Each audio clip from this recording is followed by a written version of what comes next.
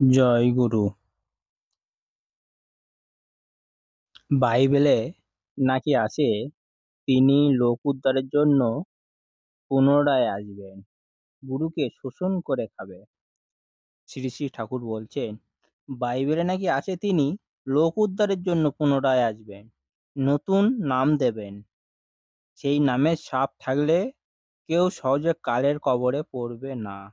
তখন শকুনরাও সব আসবে। বিভিন্ন জাতির মধ্যে প্রচণ্ড সংগ্রাম হবে। তিনি নিজে চোরের মতন থাকবেন। ফুটফুল্লদা বলছেন, চোরের মতন থাকবেন মানে কি? শ্রী শ্রী ঠাকুর বলছেন, তিনি গোপনে থাকবেন, আত্মপ্রকাশ করবে না। তাই অনেকে তাকে বুঝতে পারবে না। শকুন মানে পচা জ্ঞান নিয়ে যারা থাকে, অর্থাৎ কদর্তি শাস্ত্র জ্ঞান নিয়ে অনেকে আসবে।